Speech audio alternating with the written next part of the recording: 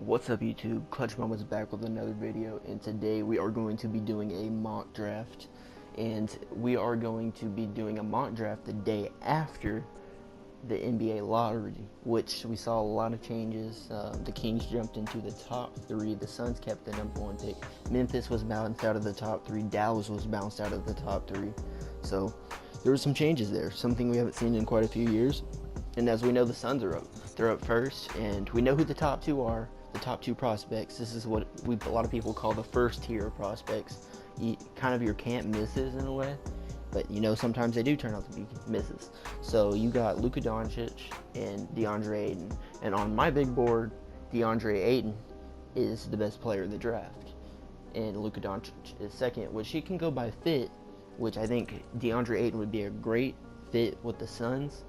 But when you look at the Suns and what they did when hiring Kosklov, or whatever his name is, the head coach that used to coach Luka Doncic, he named a kid after Luka Doncic. If you don't believe me, look that up. He named, I think, his son after Luka Doncic. So all signs are pointing to Luka Doncic could be a great playmaker who can play probably 1 through 3, maybe 4. I'm talking about positions here, possibly power forward, but Luka Doncic, definitely a quality pick. He's the most NBA-ready player right now. Maybe he will impress us with some athleticism. His athleticism isn't great. That's probably maybe his biggest concern. Everything else is looking good. The stroke's okay. Could use some work. But Luka Doncic, definitely a good fit with Devin Booker, Josh Jackson. They got some good talent. Marquise Chris. They have some players, man. They do have some solid players, to build around. Even though I think personally that if I was them, I would draft DeAndre Ayton, but Luka Doncic seems to be the pick for the Phoenix Suns. So the Phoenix Suns go ahead and grab Luka Doncic.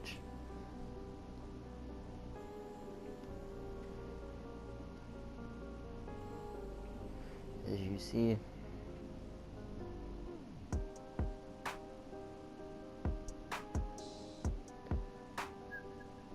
horrible pick by Luka.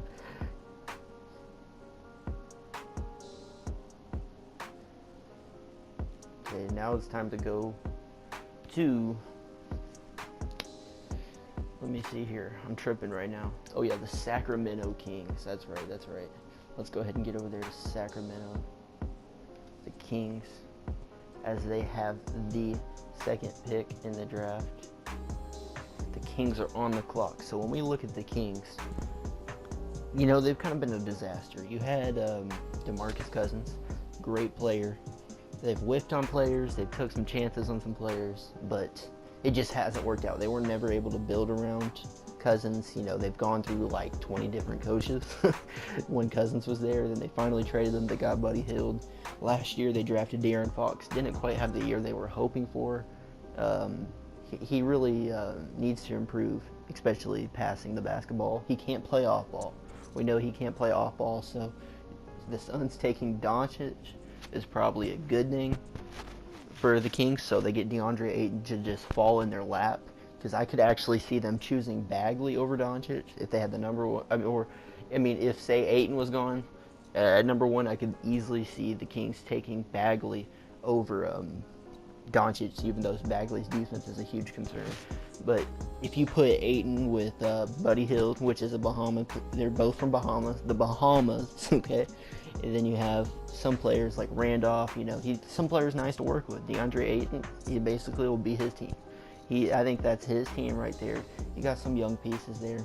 Nothing special, but hopefully he doesn't fall into the trap of playing for the Kings and their bad management. So, of course, to me, that's the easy pick because it's going to fall right into their lap unless, some trades happen, but we're not going to be using any trades. So DeAndre Ayton goes to the Kings. Definitely all around probably the best basketball player in the draft. Even though defense could use some help, he wasn't quite the shot blocker he could be. Already has great NBA size, will be a nice rebounder to already kick it off the NBA at grabbing rebounds. He's got a knack for the ball there. So now we're going to go to number 3, which is where the Mavericks were, which is my team. They got bounced to 5, so 3 is the Hawks. Yes, it is the Atlanta Hawks. So they started out with 4 in the odds just to be bounced inside the top 3. Ain't that crazy how a team could win a tiebreaker just for it to go against them? The Mavs literally had a coin flip with the Hawks, and yet they get jumped in the real lottery. DeAndre Ayton, what a stud he'll be. Already has good weight. You know, somebody made this roster, so of course they're going to have their players ranked weirdly. Now 3, after 1 and 2, this is where it starts to get interesting, because this is where we kind of get into the tier 2 of players. You have the Hawks, you have John Collins, and you could easily see them possibly taking Trae Young. Trae Young definitely, to me, is not worth taking that pick, because, you know, the whole thing that's going on with their point guard right now.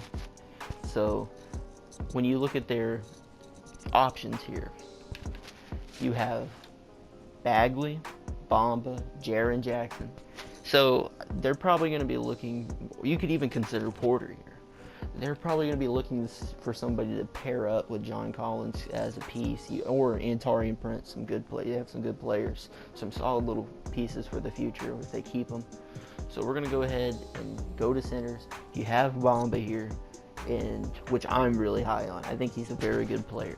So I think somebody who's getting a really strong push right now is Jaren Jackson. Jaren Jackson, they got him as a power forward. Yeah. Jaren Jackson definitely could bring something to the table defensively also. We can't ignore his defense, but he does have foul trouble too.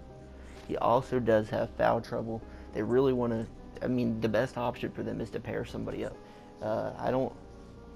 This is tough because when you're doing it, I'm doing this on the fly. You have Wendell Carter. He's definitely not going in the top 5. A lot of people think he'll be a good center, but nothing, the upside isn't there. Or you go Bagley right here, which a lot of people think his defense is literally, a lot of people think his defense is horrendous. Some people think it's not as bad as it is, but his offensive upside is incredible. They think he's a modern day center. So of course they're going to take Marvin Bagley over Jaren Jackson, even though a lot of people have him in their, Jay Billis has him in his, he's number 3 on his big board. But I think Marvin Bagley is the guy for them. Bagley is too good to pass up on, too much of a talent. So now you'll have Bagley, Collins, some athletic players, Taurean Prince. They'll pass on the guard for now. Colin Sexton, no thank you with that. These guys are later in, like, to me, somebody like Colin is in the teens, somebody like that. But Bagley, definitely going number 3 here. So now we have the Grizzlies. Where are them Grizzlies at? This is interesting because the next 2 teams fell out of the top 3, which is because they tanked for no reason. I wouldn't say for no reason, but definitely hurt them for how things planned out. So there you go, Marvin Bagley, very good player here. Defense is definitely going to be something to work on, but you know he's going to work hard. He's got a motor. He even said it yesterday. He plays every game like it's his last. And I hate the motor thing for players like Aiden and stuff. And Dennis Smith Jr. last year talking about players' motors. There's the motor thing is so overrated. I think that's just not even a thing. So here we go. Number 4. This is, of course, we're still in the top 2, in the second tier of prospects. Probably Bagley you can put in the 1 or 2 depending on what you think about him. But since we're here at the Grizzlies, I don't see them moving Marc Gasol. I could see them just wanting to keep him around because they literally chose him over their head coach. They fired their head coach because of him. So we're going to look at the small forwards here. You could consider pairing them up maybe with a power forward like Jaren Jackson, or you get Bamba to just play maybe a year or 2 behind him, behind Gasol. I think they're going to go small forward.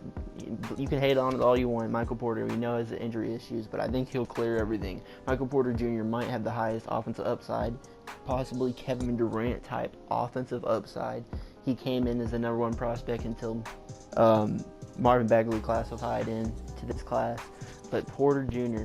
definitely has a complete offensive game. He can handle the ball. He's got great size, 6'10", great length, all of it. So Porter Jr., to me, pairing up with Conley, You know, you have Marc Gasol. I mean, it's something they need they need a good scoring option. They need a good scoring option. You know, maybe he's injury prone or something like that, but they really it's unfortunate for a team like this. You know, you deserve to be in the top 3. That's the first tier of players. But unfortunately, you fall out of the top 2, and this is where you start having a lot of question marks. So Michael Porter Jr., you got to take the risk on the kid. He can score the ball. I know he didn't come back and play very good in the March Madness, but you know it's his first games as a college basketball player, and you just gotta let him grow and develop. And so he just didn't have a really good chance. It was probably not smart for him to play those games because it kind of hurt his stock a little bit, but I'm pretty sure the medicals will come in and he'll be clear. So Michael Porter Jr., great scoring threat. They need somebody to score the ball in Memphis. So now we're going to the team I know more than any of these teams I know, the Dallas Mavericks. I'm a diehard, even when we tank. So the Dallas Mavericks, as you see, Michael Porter Jr., 6'10", 215. I guarantee you if he went and waited and played another year with Missouri, he'd probably be the #1 pick next year. But the Dallas Mavericks, okay, you have some options here. This is what a lot of MFFL Mavericks for Life people or fans are deciding right now. Do you take Jaren Jackson or Mohamed Bamba? Jaren Jackson, good player. I don't think he has the upside as Bamba. He's got more questions. He's a better shooter right now than a lot of players in this class. He's got a pure stroke. I believe he shot like 39% from 3. Good free throw percentage, which it takes some players to develop. But he's got a solid game right now. You know, his defense is good, but I think he has a real big bust factor to him. He just seems like busty about him to me. You know, Michigan State didn't play him much in the March Madness, unfortunately, because you know they really could have used somebody elite, long like him, and athletic. You know, down there in the post because he's a very good shot blocker. Him and Bamba are very similar, but Bamba, and it says 7'9" listed wingspan, but it came out 7'10" today. Bamba has too much potential to pass on. He'd be such a great fit with Dennis Smith Jr. Just imagine the fast breaks they could have. Great defense. I mean, if you're looking at floors, we don't know what the floor of Jaren Jackson is. The floor could be bust. For me, Bamba, the floor, and I might be kind of biased because I'm a UT fan too, but I think the floor of him is Rudy Gobert, to be honest. And it can take him a little bit longer because he's raw. His skills are untapped. But Bamba, he's got a solid offensive game. You've seen the video of him working. Bamba just fits with the Mavericks. He's so well-spoken, such a Rick Carlisle type pick. So Mohamed Bamba is going to the Dallas Mavericks. And that will wrap up for this first video. Yeah, this was pretty fun. We're going to do 5 through 10. We're going to see people like possibly Mikal Bridges, Miles Bridges, you know. Wendell Carter will go to somebody. And you got Trae Young still, you know, the phenomenon, the three-point shooter. So that's basically it for this video, guys. Like and subscribe. I'm going to be doing more of these. I get excited around the draft. The NBA draft is by far my favorite draft. I mean, especially when you're in the lottery. That's like lottery teams' playoffs. And we fell, the Mavericks fell from 3 to 5, so that's unfortunate. But all right, guys, Clutch Moments is out.